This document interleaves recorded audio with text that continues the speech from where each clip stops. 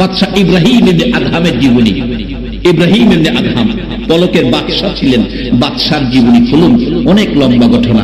সাপে কই কামড় দিব, আখিরি নবীর উম্মত পুরাপুরি ভাবে ইসলামে ঢোকার কারণে সাপ রাত্র গভীর বাদশাহী ছেড়ে আল্লাহর তালাশে ইসলাম নিয়ে বেরিয়ে গেলেন। এটা কম্বল, শুধু সম্বল, কম্বল ছিটতে ছিটতে অর্ধেক হয়ে গেছে, 4 ভাগের 1 ভাগ। শীতের মধ্যে কম্বল এই বিছাইলে গায়ে দিবার থাকে না। বাদশাহ ইব্রাহিম বিছাইলে গায়ে দিবার থাকে না, আর গায়ে দিলে বিছাইবার থাকে না। পাথরের বরফ ঠান্ডা হয়ে রয়েছে। কি করবো? একদিন রাত্রে বললে রাহে, আল্লাহ গো, নিচে বিছাইছি একটু কম্বল, গায়ে দিবার তো নাই, একটা কম্বল দাও না, একটা কম্বল, আল্লাহ একটা কম্বল দাও না। আল্লাহ কয়, ওই বাদশাহ ইব্রাহিম ইবনে আদহাম, আমার কি কম্বলের ফ্যাক্টরি আছে? কম্বল চাইছো তো আল্লাহ তুমি না কইছো যা কিছু দরকার আল্লাহর কাছে চাইবা, আমি তো তোমার কাছেই চাইছি। এটাই তো শিক্ষা দিচ্ছ তুমি, তোমার কাছে তো চাইছি, কম্বল দাও। আল্লাহ করে, চাইছস তো ঠিক দেন তো লাগবো। অজগর, পুরানা জঙ্গলার অজগর সাপরে নির্দেশ দিছে, অজগর তুই তাড়াতাড়ি যাইয়া বাদশাহ ইব্রাহিম ইবনে আদহামের গায়ের কম্বল হয়ে যা। অজগর সাপ গিয়া ইব্রাহিম ইবনে আদহামের গায়ে ঘুমাইতে বললে ঘুমাইছি তো ভেসাইতে ভেসাইতে ভেসাইতে কম্বল হইয়া মাথাটা, মুখটা নিয়ে মাথার কাছে রাখিয়া, কারণ মাথা যদি সাফাইয়ালা তত শ্বাস বন্ধে মেরে যাবো গা। সাপের মুখের গরম শ্বাসটা মাথার মধ্যে মারতেছে। দেখবেন ঠান্ডার সময় ভিতরতে শ্বাস বাড়িলে গরম হয়, আর গরমের সময় শ্বাস বাড়িলে কি হয়? সেদিন গরমে অতিষ্ঠ গরম, কিছুই নাই ফাঁকা টাকা, দেখবেন ঠান্ডার সাপের বোতামটা খুললা এরকম করে। আচ্ছা, এটা গরমে লেগে করে না ঠান্ডা লেগে করে? আর দেখেন প্রচন্ড শীত, লেপে মানে না, না মুখে লেপটা দিয়া 2-3টা ফুল যখন লেপের ভিতরে মারছে, ভিতরে কি হয়েছে বলতো? গরম হয়ে গেছে। এই সিস্টেম কে করছে? এই আল্লাহরে চিনুন, বলুন আমাদের দরকার আছে কিনা। বান্দা, কেমনে তুমি আল্লাহরে বলে গেলা? তোমারে কত কিছু দিছে, একদিনই চাপ করলা না। শ্বশুর বাড়িতে গড়িটা দিলে গড়ি লাগাই বেটা ছেড়ে দেখা, আর কেউ কইলে না কইলে বেটে শ্বশুর বাড়িতে দিছে। একটা গড়ি দিছে 6 মাস পরে নষ্ট হয়ে যাবো, এত দেখান মান ছেড়ে দেখাই না, মাথার থেকে পায়ের পাতা পর্যন্ত যে আল্লাহ তোমাকে এত কিছু দিয়েছে, একদিন তো কইলা না আমার আল্লাহর দেওয়া এগুলি। তবে ধরা পড়ে যাইবা কবে জানি কার। মৃত্যুর তুফান এই দেহের মধ্যে আক্রমণ করে, যেই তুফানের আক্রমণ থেকে বাঁচার কোন জিনিস নাই। লম্বা ঘটনা, লম্বা হয়ে গেছে। সাপে বাতাস দেয়। মা খাদিজা কয়, এই নবীর সারুন যেত না, বুঝে লাইছি, চিন্তা লাইছি, উনি যে আখিরি নবী, এতে আমার আর সন্দেহ নাই, বুঝে ফেলছি। বাড়িতে আসার পরে কয়, মোহাম্মদ, আজকাল থেকে আর মরুভূমিতে যেতে হবে না, আজকে ব্যবসার দায়িত্বে বসো, লেখাপড়া লাগবে না। আচ্ছা, নবী যে এই ব্যবসায় বসে, ব্যবসায় লাভ হইব না লস হইব? লাভ হওয়ার কারণ কি? নবী কোনদিন মাপে কম। আর আমরা দেশে তো আপনাদের এলাকায় আসছেন, আমাদের এলাকায় আসছে জমির ফসল, বেগুনই ধরেন, বেগুন ভাইরা যদি বুয়া খাওয়া বেগুন, এটি বস্তার ভিতরে দেয়, আর উফরে দেয় বানাবে। সই পাচ্ছে, বেজাইলে সইরি ভিতরে দিছে, বালুড়ি উপরে দিছে, এইভাবে সাজায়া মাশাআল্লাহ উপরের বালা দেখাইয়া বেজাল একদমই বেচছে। কিন্তু নবীর চরিত্রে এগুলি নাই। ব্যবসা এত সুন্দর সুনাম কিছুদিনের মধ্যে, ব্যবসা এত হলো। খাদিজা রাখতেছে লম্বা ঘটনা, ও মোহাম্মদ, তোমার ব্যবসায় আমি সন্তুষ্ট, আমি এখন সব চিনে ফেলেছি। ও বংশের মুরব্বীরা, গার্জিয়ানেরা, একটা কথা শুনেন, কি আমাকে আমার ব্যবসার ম্যানেজার মোহাম্মদের সাথে, আমার রাখাল মোহাম্মদের সাথে আমি খাদিজাকে বিবাহ লাগাই। গার্জিয়ানেরা, বংশের মুরব্বীরা বলেন, খাদিজা গো, তুমি পাগল হতে পারো গো, আমরা পাগল না গো খাদিজা। তোমার এত ধন সম্পদ, বাড়িঘর, ব্যবসা বাণিজ্য, অনেক শান শওকত, খাদিজা মোহাম্মদ নামে যুবকটার নাই, কিছুই নাই। 1 নম্বরে মা নাই, বাবা নাই, বাড়ি নাই, ঘর নাই, চাচার ঘরে থাকে, ধন সম্পদ নাই, ব্যবসার মালামাল নাই, উট নাই, বেড়া নাই, বকরি নাই, দুম্বা নাই, নগদ টাকা পয়সা নাই, তার কাছে তোমাকে বিবাহ আমরা দিতে পারি না। খাদিজা ডাকে, রে আমার বংশের মুরব্বীরা, তোমরা যদি রাজি না হও, মোহাম্মদের কিছু নাই বলে গো, আমার হাতে কলম দাও, আমার হাতে খাতা দাও, আমি খাদিজা আমার ব্যবসার মালামাল, নগদ টাকা, বেড়া, বকরি, দুম্বা, উট সহ, আমার বাড়িঘর সহ, আমি খাদিজার জীবন জৈবন সব মোহাম্মদের নামে দান করে দিলাম। দাও দাও, আমি খাদিজাকে ধনী মোহাম্মদের কাছে বিবাহ দিয়ে দাও। বিবাহ দিয়ে দিলেন, কালিমা গ্রহণ করলেন, মুসলমান হলেন, নবীর পক্ষে নিলেন, সকল মুমিনের মা হয়ে গেলেন। আল্লাহু আকবার বলুন। যেদিন খাদিজা নবীর পক্ষ নিয়েছে, এই কোরআনের পক্ষ নিয়েছে, আমার আল্লাহ কত ভালোবাসা দিয়েছে মা খাদিজার জীবনী। যেদিন জগৎ থেকে বিদায় হবেন মা খাদিজা চোখের পানি ছেড়ে ছেড়ে কাঁদতেছিলেন। আমার নবীর সামনে বসে আছে, খাদিজা গো কেন তুমি এইভাবে কাঁদো গো খাদিজা, এত কিছু দিয়ে আমাকে ভালোবেসেছো, ভালোবাসার বিনিময় তো তোমাকে দিব আমি। খাদিজা বলেন, ইয়া রাসূলুল্লাহ আমি তো আপনার জন্য সব দিয়েছি, আমি বেশি কিছু চাই না, আমার 3টা জিনিস দিলেই আমি খুশি হব। কি 3টা জিনিস হুজুর? প্রথম নাম্বার হলো আমি খাদিজাকে যেদিন আমার মৃত্যু হবে বাজারের কিনা কাফন আমার গায়ে লাগায়েন না গো নবী, আপনার একটা পাঞ্জাবি মুবারক দিয়ে আমারে কাফন পরাইয়া দিবেন। নবীর পাঞ্জাবি যদি আমার গায়ে থাকে আমার বিশ্বাস আযাবের ফেরেশতারা আমারে কিছুই জিগাইবে না। হুজুর 2 নাম্বার দাবি হলো আমাকে যেই কবরে শোয়াবেন আমারে শোয়ানোর আগে আগে আপনি নবী আমার কবরটার মধ্যে একটু শুয়ে আসবেন। যারা হজ করতে গেছেন মক্কাতে জান্নাতুল মুআল্লার মধ্যে যাইয়া দেখবেন আমার নবী যেই কবরে শুয়া খাদিজাকে শুয়াইছে এখনো সেই জান্নাতের বাগান ঝলমল করতেছে। মা খাদিজা বলেন, ইয়া রাসূলুল্লাহ আমার 2 নাম্বার দাবি হলো আমাকে যে কবরে শোয়াবেন গো নবী এই কবরটার ভিতরে আপনি আগে একটু শুয়ে আসবেন।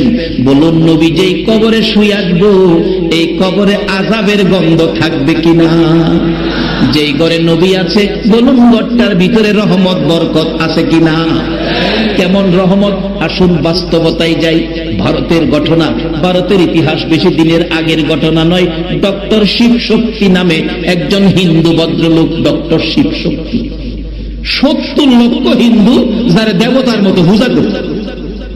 এই বেটার গড় একদিন নবীজি গিয়া ঢুকছে স্বপ্ন যুগে। হিন্দুর গড় যদি যাইতারে আমার ঘরে একদিন নবী আইতারে না?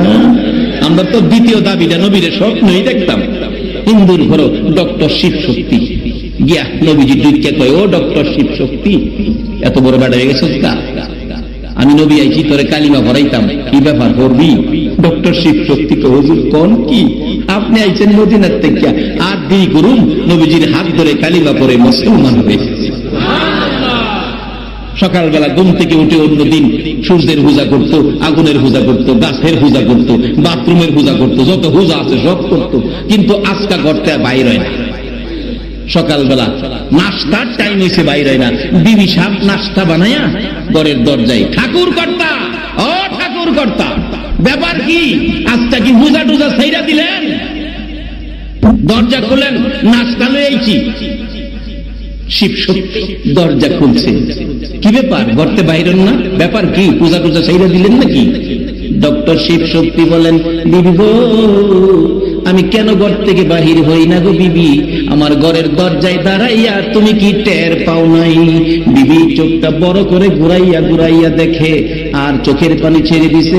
স্বামী গো বলো সত্য করে ঘটনা কি, তোমার ঘরটা দি জান্নাতের বাগান হইয়া রইছে। স্বামী তোমার ঘরের ভিতরে তাকাইয়া দেখি ঘরটা যেন রহমত বরকতে ভরপুর, সুগন্ধিতে যেন ভরপুর হইয়াছে। কোন মহান অতিথি তোমার ঘরে আসছিল? সত্য করে বলো গো স্বামী। বিবি রে আমার কপাল ভালো রে, ভাগ্য ভালো রে, মদিনার কামলেওয়ালা নবী এসে আজকে রাত্রে আমারে কালিমা পড়াইয়া গেছে, আজকে রাত্রে আমাকে মুসলমান বানাইয়া গেছে। যেদিন থেকে ডক্টর শিবশক্তির নাম পরিবর্তন হয়ে হয়েছিল ডক্টর ইসলামুল হক, বাংলাদেশে উনি এসে গেছে। বিবি কই স্বামী তাই নাকি? যে ঘরে নবী আইছে ঘরটা রহমত হয়েছে কিনা বলুন? এই নবীর আদর্শে ঘরে নেন, এই নবীর তরিকা ঘরে নেন, আল্লাহর কসম এখনো আপনার ঘরে রহমত আসবে। এবার মাশাআল্লাহ ঘরের দরজায় দাঁড়ায় বিবি কই স্বামী কপাল ভালো, ঠিক আছে নাস্তা বানায় আনছি, নাস্তা তো খাইবেন। ডক্টর শিবশক্তি বিবি এই নাস্তা তোমার হাতের নাস্তা আমি তো এখন আর খাইতে পারি না, কারণ আমি তো মুসলমান, আমি ইসলামে ঢুকেছি। দেখছেন নি ইসলামে একদিন হয়েছে ইসলামে ঢুকছে, এরপরে তোমার হাতের নাস্তা খাইতে পারি না। আর আমরা জন্মগত ভাবে ইসলাম হয়েছি, মুসলমান হয়েছি, এরপরও হিসাব কিতাব নাই, যেটা মনে চাই এটা ওই খাই। আমি কি কথাগুলো বুঝাইতে পারতেছি? বিবি কই স্বামী এতদিনের মহব্বত একদিনে বাইঙ্গা দিয়ে না, ডক্টর শিব শৌকিত বিবি যত কথাই কও, যার মহব্বত অন্তরে ঢুকাইছি এই মহব্বত সেইরা কারো মহব্বত করতে রাজি না। নবীর মহব্বত অন্তরে ঢুকাইছি, এটা ছাড়তে পারি না। স্বামী খাইতেন না, কয় না জোর করে খাও। আসলে স্বামীরে জোর করে খাওয়ান এটা ইসলাম, এটা ইসলাম। স্বামীরে জোর করে গলার চিফা তো দইটা খাওয়াইবে, মাইরা এবার লাগে না, এটা মহব্বতের। অনেক সময় আসলে গোসা টোসা করে খাইতো না, হেঁটে খাওয়াইবেন, আর ভোলা মনের সামনে না, নিরিবিলি নিয়ে খাওয়াইবেন। আর স্বামীর মোহ স্ত্রী খাওন তুল্লা দিব, স্ত্রীর মোহ স্বামী খাওন তুল্লা দিব, এটা ইসলাম। এটা যদি ঘরে আসে স্বামীর মোহ স্ত্রী, স্ত্রীর মোহ স্বামী খাওন তুল্লা দেয়, আচ্ছা কন্ত এই ব্যবহার থাকলে স্বামী স্ত্রীর মহব্বত বাড়বো না কমবো? এখন তো মহব্বত বাড়ে না, খালি কমে, খালি ঝগড়া জাতি। মাঝে মাঝে দোয়ার লাগে, হুজুর দোয়া করেন, ওনার বাড়ি অন্য আসবে 3 মাস দিন আমার লোকের রাহরে না। আচ্ছা এটা কি শান্তি এলো না অশান্তি এলো? কেন স্ত্রীর সাথে রাগ করবে না তুমি? স্ত্রী কেন তোমার সাথে রাগ করবে না? এই আচার আচরণ স্বামী স্ত্রীর মধ্যে থাকতে পারে না। 10 কিলোমিটার দূর থেকে, 50 কিলোমিটার দূর থেকে একটা মহিলা তোমার বাড়ির বংশের কাউরে আনে নাই, অসহায় মহিলাটা তোমার বাড়ির বউ হয়ে আসছে, তুমি তাকে মায়া করতে হবে, তুমি তাকে মহব্বত করতে হবে, এটা ইসলাম শিক্ষা দিয়েছে। স্ত্রী কইছে স্বামী খাইতা না, জুকিরে খাওয়ানো, রুটির মধ্যে তরকারি লাগাইয়া মুহর কাছে নিছে, ডক্টর শিব শক্তি মুহ তালা মারছে, খাইতাম না, খাইতাম না, খাইতাম না, খাইতাম না, খাইতাম না, জুকিরে খাওয়ানো, ওলা খাইতাম না। এটা ইসলাম। বলে হুজুর হ্যাঁ তো ইসলাম পরে না, ইসলাম আনে নাই। ডক্টর শিব শক্তির বিবি হ্যাঁ ইসলাম কেমনে পাইলো? আর হওয়ার পরে আইছে, এবার বাস্তব ঘটনা তাই করছি তো, এবার কোনো কিছুতেই চেষ্টা করে পারতেছে না, অবশেষে বিবি ডাক মারছে, স্বামী আর গোপন রাখতে পারলাম না, খান বই পায়েন না গো স্বামী, যেই সময় আপনাকে আমার নবী কালিমা পড়াইয়া যাইতেছিল গো স্বামী, যাওয়ার পথে আমারও কালিমা পড়াইয়া গেছে। কিছুক্ষণের মধ্যে ইসলাম কি সুন্দর সিস্টেম দিয়েছে। সেই ইসলামটা আল্লাহর মনোনীত, সেই শ্রেষ্ঠ ধর্ম ইসলামের মধ্যে আমরা দীক্ষিত, কিন্তু আচার আচরণের মধ্যে ভেজাল। মৃত্যুর তুফান আসার আগে এই ভেজালগুলি দূর করুন, আল্লাহ সেই তৌফিক দেখ। সকলে বলুন আমিন। ভাই শেষ দিকে চলে আসলাম। মা খাদিজা বলেন ইয়া রাসূলুল্লাহ, আমাকে দ্বিতীয় দাবিটা হলো আমার কবরে আপনি একটু শুয়ে আসবেন। রাসূল বলেন যাও ঠিক আছে। তৃতীয় দাবি হলো আমাকে কবরে দিয়ে, সবাই যখন কবর ছাড়ো কবর সরোবরে চলে যাবে, আপনি নবী যাইতে পারবেন না, নবী গো আমার কবরের পাশে আপনি বসে থাকবেন। বাবারে কবরের পাশে কবর মাটি দিয়া কবরটা ছাইরা দিয়েন না। যদি আত্মীয় স্বজন থাকে, বংশের মধ্যে আলেম ওলামা থাকে, হাফেজ থাকে, তাদের কবরের পাশে দাঁড় করে রেখেন। মুনকির নকিরের প্রশ্নের জবাবের সময় যদি কেউ কবর খাড়িয়ে থাকে আত্মীয় স্বজন, তাহলে ওই জবাব দেওয়ার সময় মনটার মধ্যে কিছুটা সাহস পায়। দেখছি কিন্ডারগার্টেন স্কুলে যখন বাচ্চারা, কচি কচি বাচ্চারা পরীক্ষা দিবে, মা খালা আপা ভাই দেখবেন দরজার কাছে খাড়িয়ে থাকে। পরীক্ষার সময় পরীক্ষা দিয়ে যদি দেখে মা খাড় রয়েছে, তখন বাচ্চাটার ভিতরে ভয় থাকে না। ঠিক কবরের মধ্যে তাদেরও যখন মুনকির নকির আসবে, কি যে অবস্থা হবে, কলিজা ছিঁড়ে যাবে ভয়ে। ওই সময় যদি নিজস্ব কোনো জ্ঞানী নেককার মানুষ কবরের পাশে দাঁড়াইয়া থাকে, কিতাবে আসছে ওই ব্যক্তিরা কিছুটা সাহস পায়। আমার নবীর প্রাণপ্রিয় বিবি মা খাদিজা বলছেন ইয়া রাসূলুল্লাহ, 3 নাম্বার দাবি হলো আমার কবরের পাশে আপনি বসে থাকবেন, মুনকির নকিরের সওয়ালের জবাব আপনি নবী আদায় করে দিবেন। রাসূল বলেন যাও ঠিক আছে। লম্বা ঘটনা সংক্ষেপ, মৃত্যু হয়ে গেলে কাফন পরাইয়া দাফন করে নবীজি কবরের পাশে বসে আছে। মুনকির নকির আসতেছে না, ঘন্টার পর ঘন্টা পার হয়ে যায়। আমার নবী পেরেশান হয়ে গেলেন, ঘটনা কি, মুনকির নকির কেন আসতেছে না?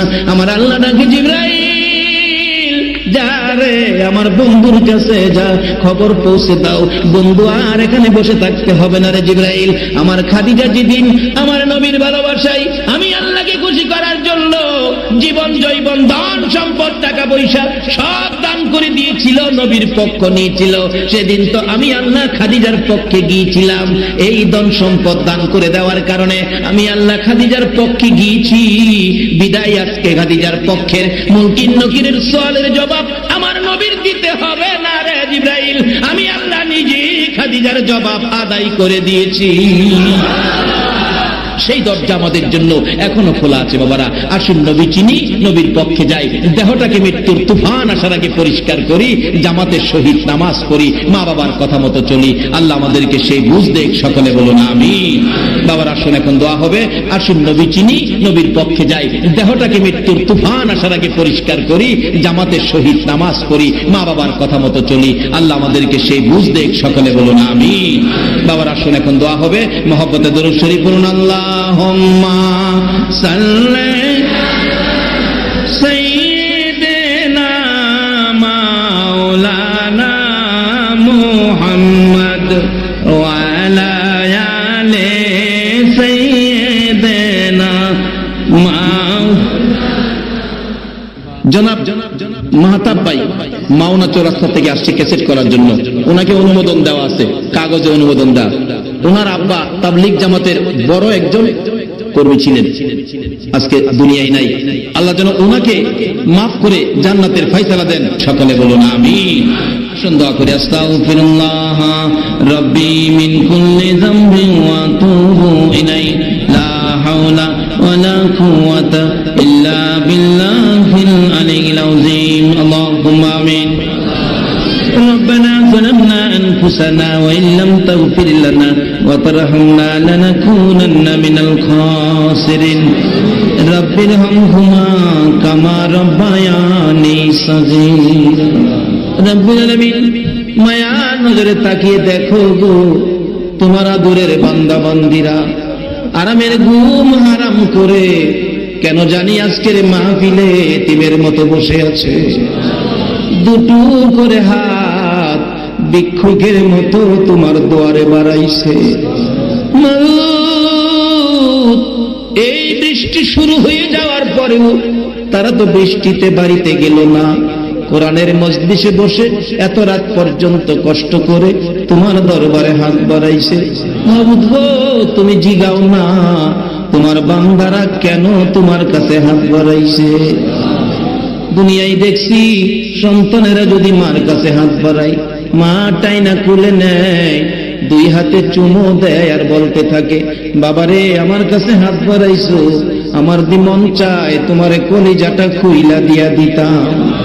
বাবার কাছে সন্তান হাত বাড়াইলে কলিজাটা খুইলা দিয়া দিতাম। বাবার কাছে সন্তান হাত বাড়াইলে বাবা টাইনা কুলে নেয়, পকেট থেকে 500 টাকার নোট বাহির করে দেয়। মার মতো দরদি সন্তানের হাত বাড়াইলে টাইনা কুলে নেয়, কলিজা সিরা দিতে চাই। বাবার মতো দরদি সন্তান হাত বাড়াইলে 500 টাকার নোট দিয়ে দেয়। তোমার 99 ভাগ মায়ার দুয়ারে তোমার আদরের বান্দারা হাত বাড়াইছে গো আল্লাহ। আল্লাহ গো তোমার আদরের বান্দা 99 ভাগ মায়ার দুয়ারে হাত বাড়াইছে। মা বাবার মতো দরদি যদি হাত খালি না দেয়, তুমি কেমনে তোমার বান্দার হাত খালি ফিরাইবা গো আল্লাহ। ফিরাইও না, ঘুরাইও না, কার জীবনে কত গুনাহ হিসাব জিগাইও না, কে মেয়ে কে পুরুষ কাউরে কিছু কইও না।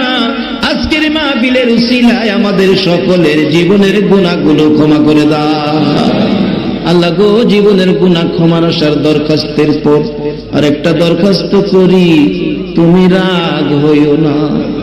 তুমি যদি রাগ হও তোমার বান্দার মনের দুঃখ লইয়া কই যাইব রে আল্লাহ। আমি জানি না এত রাত পর্যন্ত মোনাজাতের আশাই রে কার মনে জানি কি ব্যথা গো আল্লাহ, কার মনে জানি ব্যথা মানাই গো দরদি মা গো। ও মা তুমি কই গো মা, যার বাবা নাই রে বাবা হারা কে জানি হাত বাড়াইছে। বাবা সন্তানের কত মায়া করত, মাতার গাম বাবার পাতায় পড়ত।